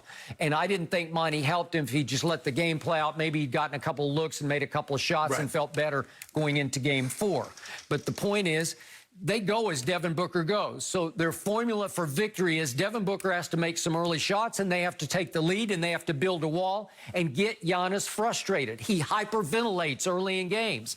And he hyperventilated last night, and they had to pull him out for a couple of minutes early in the game because he's so ramped, amped that he can barely breathe. And I've never seen a superstar like that. And then back to Chris's theory that it was all about Giannis last night. So obviously, Phoenix goes up 6 in the 2nd quarter, and all of a sudden, the home team goes on a 16-3 run to close out the half. Giannis scored 2 of those 16 points. 3rd quarter, Phoenix cuts it all the way back to 4. And then what happens? A 24-6 run happens, and Drew Holiday scores or assists on 22 of the 24. So it wasn't about Giannis in either of those runs. He scores a lot of baskets that aren't the basket, but it's hard to overcome 41 points. Yeah. And it's hard to overcome the fact that he got your center in such deep foul trouble that he contributed 2 points in the second half. So collision, harmonic inconvergence of bad variables equaled a bad night for the visiting team. Well, it's going to be a long series, Chris. If you keep letting Milwaukee get 80, 25, and 20 assists from their big 3, we're going for a long series. If they let that happen, because it was just the flip side of the 1 and 2, because Chris Paul, Booker, and Ayton got 81, and then Chris Paul, Booker, and Bridges got 80+ in Game 2. Well, it was the flip side. And if you let Giannis get off like this, and he get Holiday and Middleton to come along with him, because we saw this, all this is a reoccurring theme of what happened against the Nets. Everybody thought it was over. They got beat by, 39 in Game 2, and it's over. And Milwaukee came home. They won a close 3. They won really good Game 4. KD had a historic, Game 5. They won Game 6 and went back. With a superstar in a Game 7, Chris, I'm going to lean toward the superstar, because he can win you one game with winner take all, because he's very capable of going to get another 40+. 15 rebounds with 6-7 assists. He's going to have at least one more 40-point game. Yes. I think he might have 2. I mean, they can't stop him. And I think, Skip, last night he was in the paint, and he wasn't just revving up, from the perimeter. That's where the wall's effective. He did it occasionally, but for the most part, they were starting him low, or, he was setting a pick for a guy, or that's how you combat the wall. So I think they have to be careful. If he's on the top of the key and he's revving up and you know he's going to drive, that's where the wall will be effective. But I also think the benefit of having him down low is that frees up the perimeter for Middleton and Holiday. So I think that's one of the things that enabled them to get going as well. So Milwaukee, Shannon, you've been saying it all postseason. They just need to play to their strength. That's it. You know, they dominated the paint last night. You don't need to take as many threes. You can shoot the threes off of your interior dominance, and that's a more effective way to do that. So I thought that's what they did last night. Well, so in the end, Chris, what's your gut feeling about Game 4? I'm leaning, I know we got 2 more days to talk about it and make a prediction, but I'm leaning Milwaukee. I picked Phoenix in 6. I'm leaning Milwaukee in Game 4, and then Phoenix closes them out in the next 2. I know if they win Game 4, I know everybody will be saying Milwaukee's in control and they think they'll win the series, but I think that's how it's going to play out. So my biggest concern right now for the visiting team is Devin Booker. I don't know how you felt about it, but I thought Monty Williams, who obviously knows Devin Booker a lot better than I do, but I thought he mishandled that situation at the end of the game by benching him for its late third and then all the way through the fourth quarter. The spotlight now is on Devin Booker, and I know he's a tough kid, and he bounces back with big games after poor games, but he's never been in a finals before.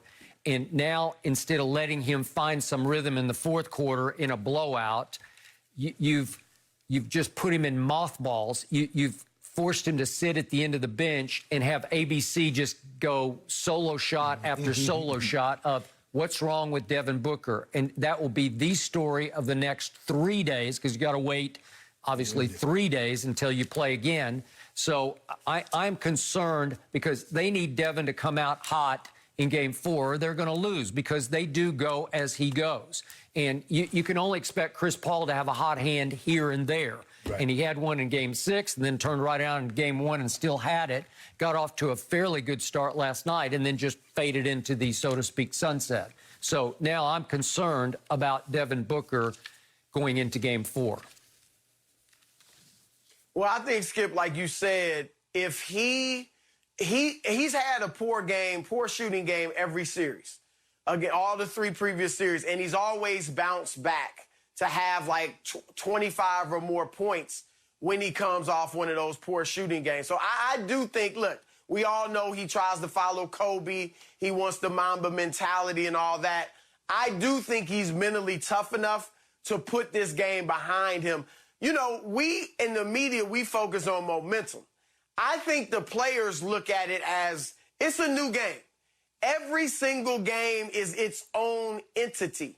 That's why I think we see such fluctuations from game to game. We think, oh, Atlanta's in control, and then Milwaukee wins the next game. You know, so I don't think the players believe in the momentum within a series nearly as much as we focus on it. So I think you'll be all right. No mercy. Thursday on FS1, the U.S. men's national team has a big group stage battle against Martinique in the Gold Cup. It all kicks off Thursday, 9:30 Eastern on FS1 and the Fox Sports app. Well, down 22 heading into the fourth quarter, Monty Williams benched Devin Booker for the remainder of the game. The Suns guard had just 10 points on 3 of 14 shooting at that point. So Chris Broussard still with us. Chris, I want to start with you. Do you have a problem with Monty benching Booker for the fourth quarter here? I don't. And what I think happened is that, this is my personal feeling, is that Monty, he took him out like the last minute, about 48 seconds left, I think, in the third quarter. And I think he was going to sit him to start the fourth and see if the Suns, you know, if they rally and pull within striking distance, maybe he'll get Book back in. They were down 23 to start the fourth quarter. But if you notice in that fourth quarter, Monty took out a DeAndre Ayton 3 minutes into the fourth, and then he took out Mikal Bridges like 20 seconds, not even 20 seconds later. So he took those 2 guys out early in the fourth as well, and they never played again. So I think Monty was like, look, this is not our night. This is just Chris Paul came out 5.5 minutes into the fourth, and that was it. They never made the run where I think he would have put Devin back in to see if he can help them get going and maybe overcome the deficit. So I think it was more that than a straight-up benching. You know, sometimes coaches will punish their starters by leaving them in throughout a blowout. You know, Monty obviously didn't do that. So I think you could have looked at it. If he had thrown Devin in there with like 7 minutes left in the game and they're down 20-something, it could. Some players don't like that, you know, because you're like, why you throwing me in garbage time or something like that. So I don't think it was a big deal. I will say this. I'm surprised that no one really asked them, Monty and Devin, directly about it after the game. Because even if you don't think it was a huge deal like me, you still should ask the question because it may have been a benching. I don't think it was. But that's my take on it, is that the game just got so far out of hand that he felt no reason to throw Devin back in. I agree with you, Chris, and I think you asked the question, Devin, are you okay? And then Devin's going to say, yeah, why wouldn't I be? Well, we noticed you didn't play any of the fourth quarter. You just asking what was going on. But I agree with you, and that's what I told Skip earlier, is that I thought Monty thought, like, okay, I'm going to give Devin his start Devin on the bench in the fourth quarter, and I'm going to see if my backups can make a run. If they can get this thing to 10-12, and as soon as they get it to 10-12, Bud's going to call a timeout. I'm going to get Book. I'm going to get the guys back in there, and then we try to make another push at this thing. But once they couldn't get any closer than, 18, 19, he's like, hell, we'll just wait. Because he did play 40-plus minutes the other night in game 2, Skip. So he's like, I'm going to save some wear and tear on his legs. He doesn't have it tonight, but, hey, I believe he'll have it back on Wednesday. He'll go home. He'll stew on this for a while, knowing that in order for us to win this series, it's not the first to 2, it's the first to 4. We're going to need him to play better. And I believe Book will play better. So I don't think it was a benching either, Chris. But a playoff career low, I mean, we talk about like Devin Booker's been in like 55, 65 playoff game. It's only like it's 16th or 17th playoff game, 19, if that many. 19. So a career playoff low of 10. But I expect him to bounce back. I expect him to play a lot better on Wednesday than what he played last night. Well, I would hope so. But I expect them to play better as a team and do a better job of defending Giannis than what they did last night. Okay. First of all, I would like to congratulate Chris Middleton on the job he did on Devin Booker in the first half, because it was extraordinary. He got up into him. He was playing offense and hard defense, and he made it very difficult on Book to get the shots he usually gets. They were contested. He didn't get his usual open looks early where he can get in a flow and a rhythm. Right. He was having to fight and scratch and claw for all that he got. And he got off to a bad start, lipped a couple out, and it went from bad to worse. So what I thought Monty was doing late third quarter, he had him over on the bench and said, sit down beside me for a second. I thought he was just telling him, look, you don't have it tonight. We don't have it tonight. Just rest. Just take it easy. Just go sit down at the end of the bench and cool out, and we'll get him on Wednesday night. Again, what I hark back to is what Shannon Sharp has always told me on this show. He has constantly referred to Game 3 of the 2015 finals, in which down the stretch of that game, even though Golden State was getting blown out by LeBron and the Cavaliers, those were the 3 greatest games I ever saw LeBron play. He carried the load. They'd already lost Kevin Love before Game 1. They lost Kyrie overtime Game 1 at Golden State. And LeBron was just off the charts great. And yet, down the stretch of Game 3, Steve Kerr tried Iguodala on LeBron. And he saw 2 things. That Iguodala looked like he could score a little bit, and he was doing a nice job, not a great job, but a nice job on LeBron, a credible job. Right. So he elevates Game 4, Iguodala into the starting lineup, and the rest is history. Right. Because Iguodala won the, I don't know how he did it, but he won Finals MVP. Chris has always argued that Steph should have won that MVP. Yes. But whatever, it was a brilliant coaching maneuver by Steve Kerr. So the point is, I thought that he would let Book play a little bit of the fourth quarter. The game was probably out of hand, but you never know with the three-point shot. And let him try to see a couple go down so that he would feel a little better, and it wouldn't be quite the story that's going to be the bombshell story, what happened to Devin Booker over the next 3 days. Now, I also throw this out, and to Chris's point, nobody asked about this. I would say there is a chance that Devin Booker is hurt. Some way that we don't know. There's a chance he's hurt and that he shelved him just because he wasn't feeling right. So if that's the case, all bets are clearly off, and Phoenix is going to be in some trouble. But we'll find that out over the next 48 hours. Skip, if you're right, I mean, if it was, and maybe it's a minor thing and he can still play effectively through it, but if it was something that really debilitates him and he can't play nearly as effectively as usual, they're in trouble. They're in trouble. I mean, it's just like, you know, I know you disagreed, but it's just like Milwaukee without Giannis. I mean, he's not Giannis. No. But still, it being without arguably your best player. Right. We know Chris is the leader, but arguably the best player is Devin. So, yeah, they would be in for a world of trouble. And the thing is with Chris Middleton, you guys mentioned it, yes, at home he's better, but he's also just better, period, from games 3 through 7 in these series, or 3 through 6, however long the series goes. That's been his pattern. The first 2 games of every series virtually, he has averaged about 17 points. From 3 onward, he's averaged like 27. So he's going to keep getting better. And even last night, he was good in the first half, good defensively, as you said, Skip, but good offensively in the first half, but didn't really have it going in the second half. Holiday picked up. So he is due for a big night.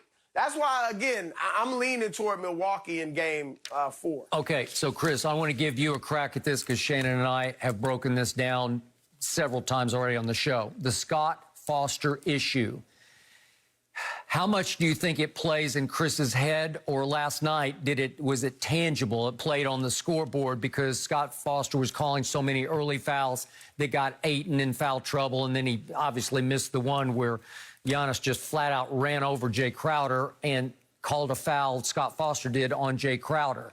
So the big picture question is, will Commissioner Silver feel pressure now to back up Scott Foster, to give him credibility by bringing him back in this series at some point, even though Chris Paul obviously has in the past gone to the league office to complain about the personal clashing that he's had with Scott Foster?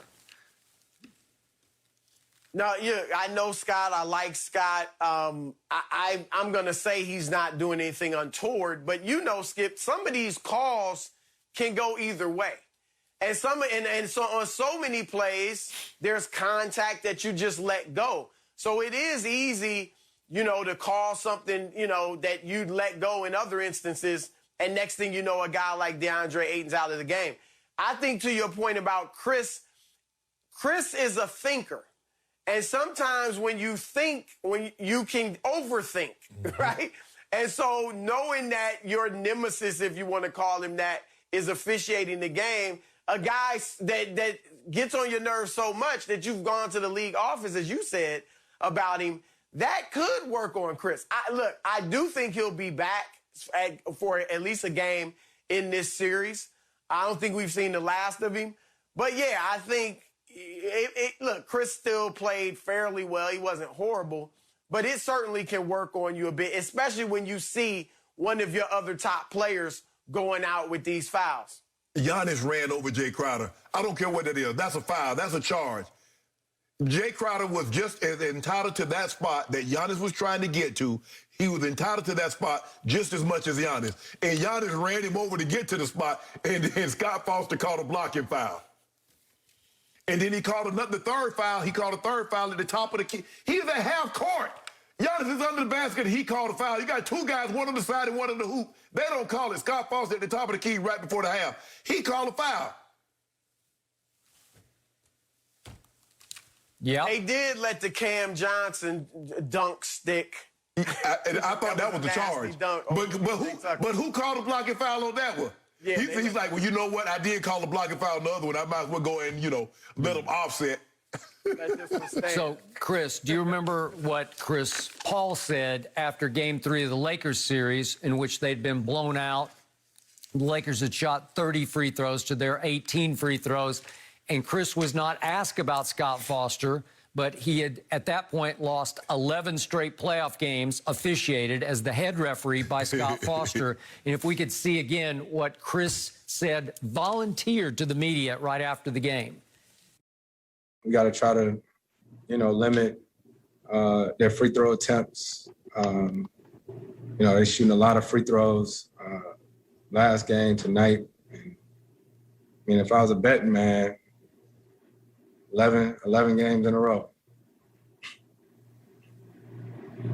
11 games in a row. And we'll see what happens. So he didn't name Scott Foster because he didn't need to. Right. He just said, if I was a betting man, I wouldn't bet on me if he's the referee. and you can't tell me after that early blown call by Scott Foster on Jay Crowder that Chris wasn't thinking, well, here we go I'm again. 0-12, right? I'm done. Yep. It's something to watch for, because how do the games play out? If Phoenix wins Game 4, all right, and they're up 3-1, is Foster officiating Game 5?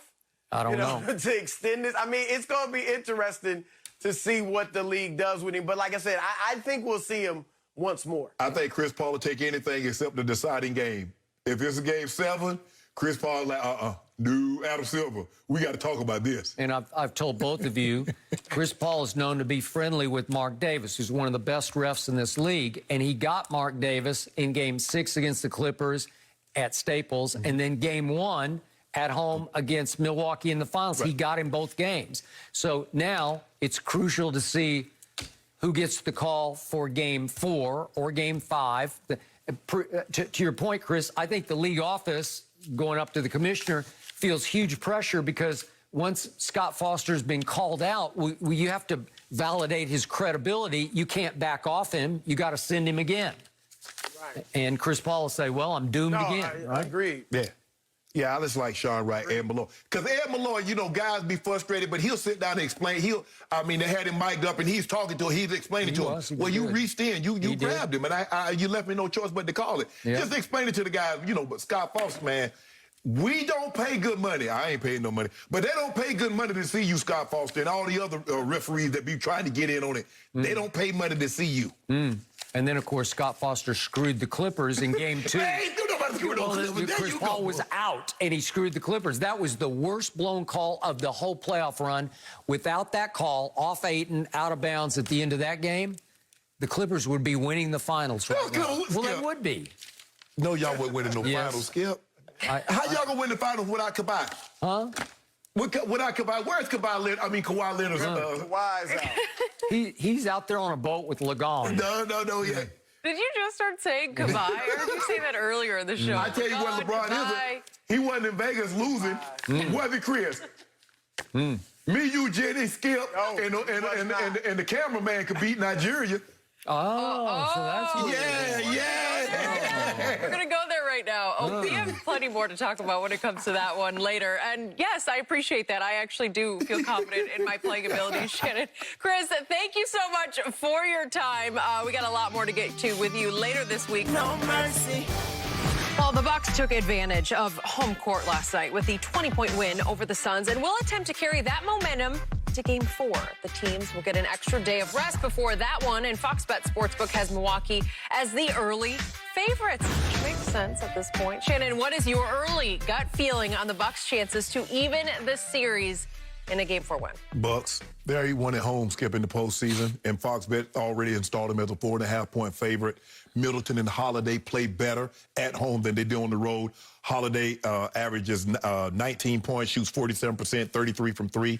And he's 15 points at home, 37% shooting, 28% from three. Middleton numbers up across the board at home versus the road. And it seems like what happens is the Bucks, it's just different at home because you ain't got anybody screaming at you, telling you suck, and you're not going to win.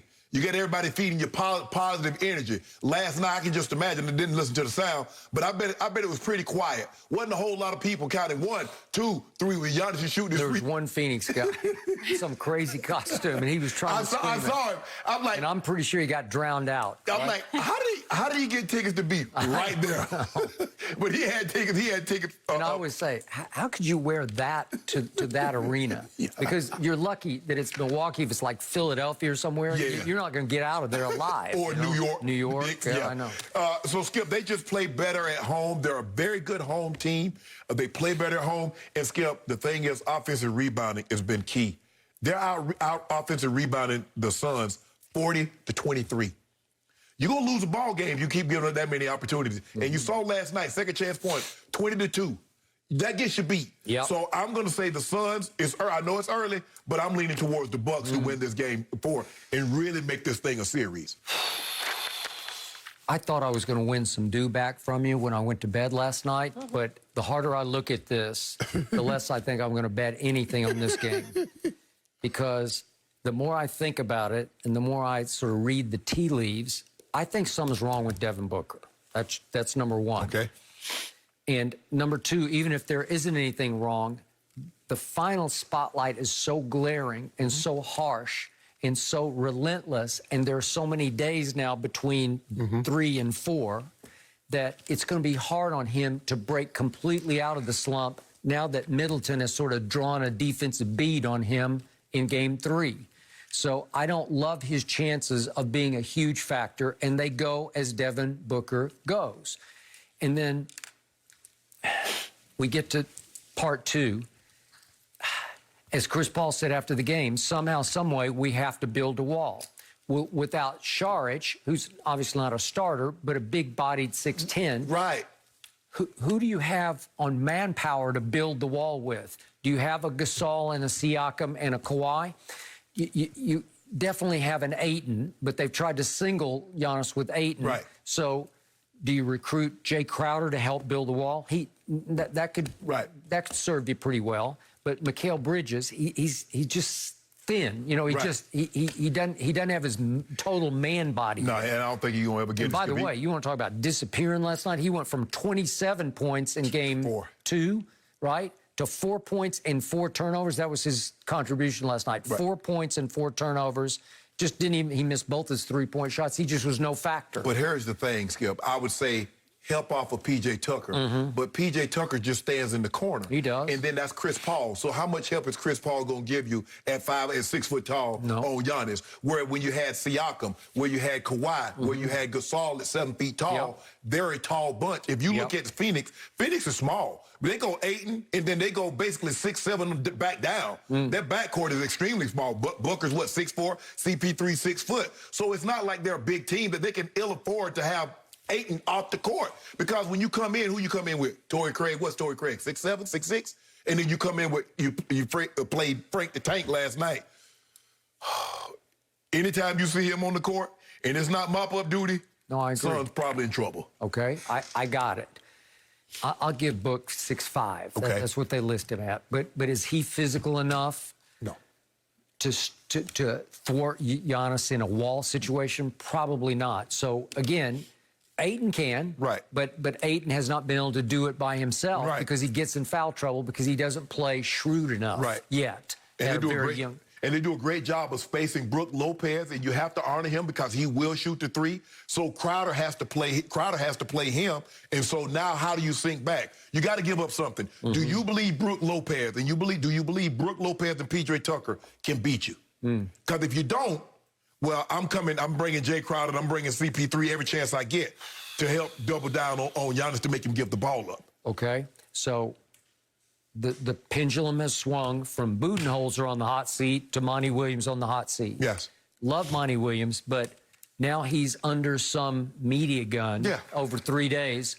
What can you do to fix this? How can you help fix Devin Booker's psyche? And more important, how can you strategically keep Giannis from making all 14 field goals within 5 feet of the basket. Because if he's going to do that again, he's going to score 40 again, right? And, you know, they asked him last night, you know, Michael Jordan had 4 games, and he said, well, I'm not Michael Jordan. There's a great chance he can tie Michael Jordan, if not break that record. Because it's hard. If they're going to continue to single him, he's going to go get 40 again. Skip, but we pulled up a stat last night. The Bucks have 7 games in which they've collected at least a third of their missed shots. All the other playoff teams combined have 6. There goes your problem, sons. You're talking about offensive rebound. Offensive rebound. Okay, Skip it. You haven't done your job until you collect the rebound. Them missing a shot, you forcing them into a tough shot. If you don't grab the rebound, what have you actually done? It's like the free throw. Well, they missed the free throw and you don't box out, they get it back and lay the ball in. What have you done? So you're going to have to get on, and they went to a zone. It's hard to rebound in a zone, Skip, because there's, you know, you're just in space. And you don't have one guy to box out. Right. You know, our coach used to always tell us, find somebody. Skip, I see the ball go up in there.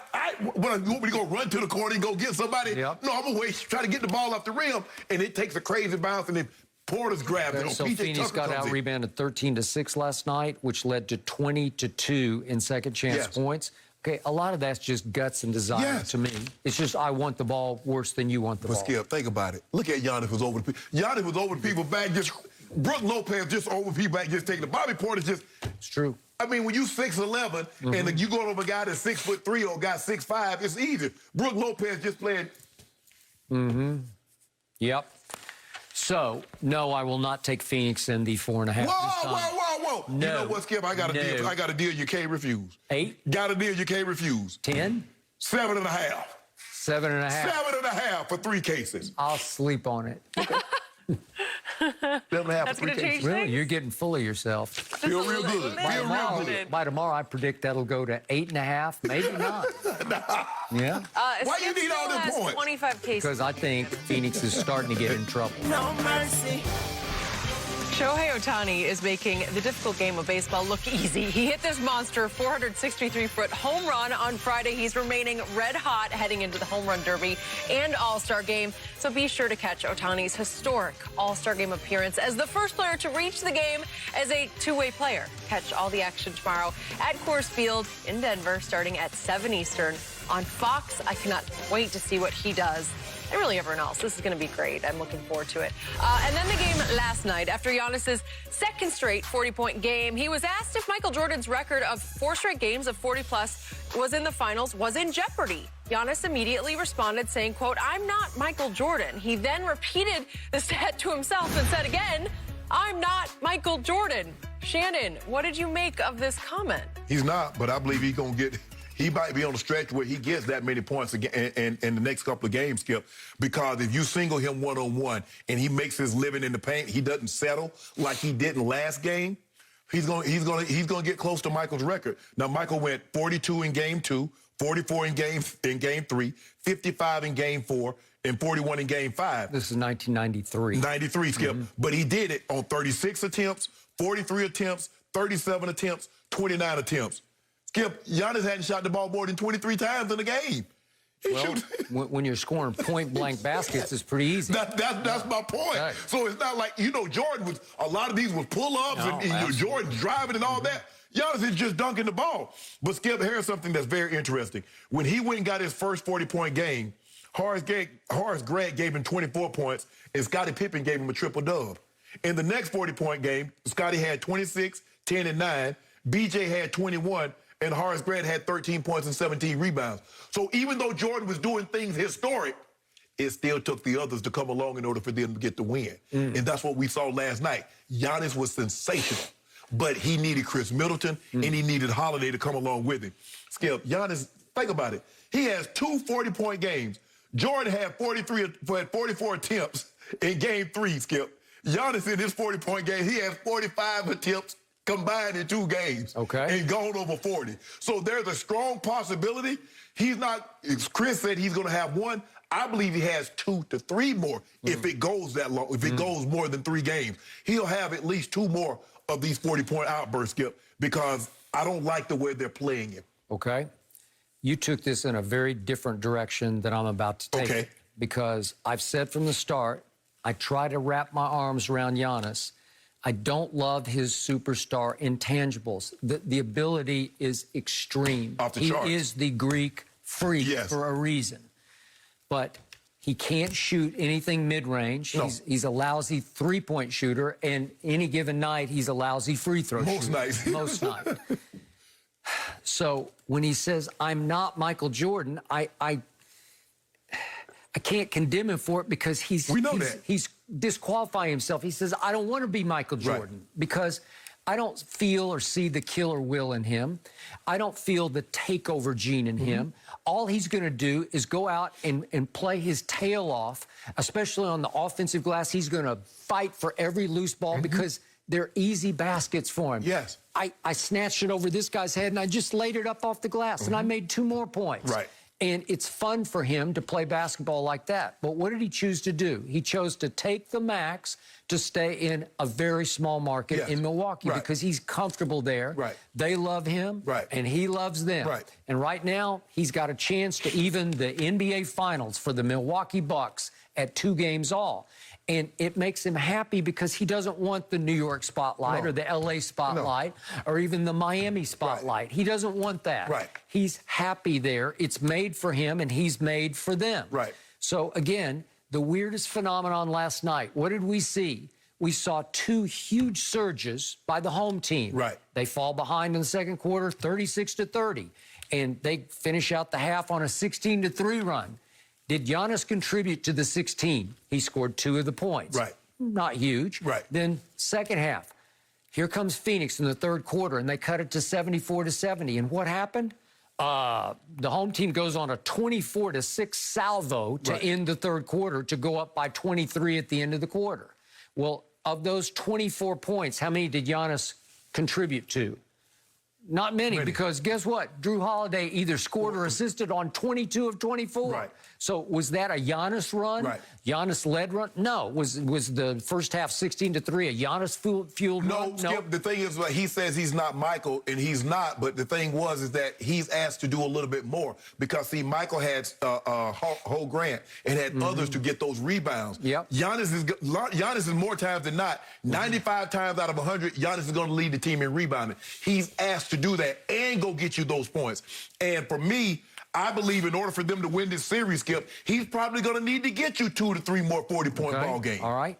But what do we say? What did we say going into this series? He has a huge hole in his game. Yeah. He can't shoot a jump shot from 7 or 8 or 10 feet. And somehow he still managed to get 40. Ben Simmons, you taking notes? Okay. All right. Well, that's true. No, that's true. They're actually very similar to me. Except Ben's not quite as athletic as Giannis is. He's not as explosively athletic. But think about it, Skip. Giannis struggled to shoot the ball outside of the paint just like Ben Simmons. But Giannis worked his tail off. You see, everybody always said, like I said, I use the gym analogy. Oh, I'm working, I'm doing this, and I can't lose no weight. Are you eating the weights? Because what happens, bodies are made in the kitchen, not in the gym. Yeah, I agree. Now, you can tell me all this, oh, he working hard, he putting time in the gym. What improvement? It's hard to do something year after year. I don't care what it is for you not to improve somewhat. I agree. I can be terrible at typing, but if you let me type all the time, year after year, I'm going to get better than 2 words a minute. I agree. And Giannis is so extremely dedicated to the process. And he also has the memory of a cornerback to me in that if he airballs a free throw, it's like a cornerback gets beat for a touchdown. You just have to have no memory because you just go to the next play. Right. Like Dion, not that he ever got beat. It's just, okay, next play, next play. And that's what you have to do, Skip. The guy gets beat for a touchdown. He comes up and breaks up a pass, and what's the first thing he do? Yeah. Bro, you just gave him a touchdown. No, I don't remember that. And that's Giannis. Giannis he'll airball a free throw, a three-pointer, and then guess what? He'll put the ball on the floor and try to drive it and draw a foul and get to the basket. Okay. Well, I love that about it. I do, too. I don't love his superstar intangibles, but he has superstar impact on games in weird ways, like in weird stretches. Right. You might want to say they're empty calorie stretches, but they're not empty. They contribute to the final score. but he's not going to do a Jordan takeover where I'm going to score the next 20 straight points. Right. He doesn't do that. Right, Skip, his game is not acrobatic like Jordan. That's what, I mean, he's getting 40 points, but Jordan is up and under. He's hitting fall away, turnarounds over both shoulders. No. That's not Giannis. Totally It's not different pretty styles. to watch to me. Special to watch, but different. Yes. Should Kevin Durant and Team USA be panicked just a little bit What happened? heading into What the happened? Olympics? After being upset over the weekend, I will tell you who they were upset to next. No mercy. The USA men's basketball team suffered a huge upset in an exhibition loss to Nigeria over the weekend. Going into the game, Team USA was favored by nearly 30 points, but ended up losing 90-87. It's just the third exhibition loss Team USA has had since professionals started playing in 1992. So, Shannon, is this a big deal or no big deal? Well, I don't want to make too much out of it, Skip, because it was an exhibition. But I think if the U.S., you want to show an aura of an invincibility that you cannot be beat. Now, we know they can be beat because we've seen it happen before. But I'm surprised. But then you look at the roster, Skip, you shouldn't be surprised. This is not a very big team. They're not a defensive-oriented team. They're mainly ISOs, and they don't really have what we call a true point guard. So I guess I shouldn't be. You got out-rebounded and by 12 and you get 20 more, gave up 23s, this will happen. Nigeria has 5 NBA players. They're pretty good. Guess how many we got? Yeah. All of them. Well, I got it, which means they do have Kevin Durant, the best player on the planet, so they're going to be okay. It will work out. Mike Brown coaches Nigeria. They're pretty good. They weren't ready for that. They got 5 NBA players. How many we got on our roster? We got a bunch of them. Oh, all the rest of them. Except we don't have Lagon because he's off promoting his new Space Jam ripoff, right? Where's Kawhi? Kawhi could have been He's having a knee surgery. No. You didn't tell me he was hurt. No, they're going to be just fine. Okay. But the world has caught up with us. Yeah, we're small. Goodbye, we gotta go. We gotta go. That is it for us. We're back same time tomorrow morning, 9:30 a.m. Eastern. The Herd with Nick Wright and Joy Taylor is on right now. Have a great day.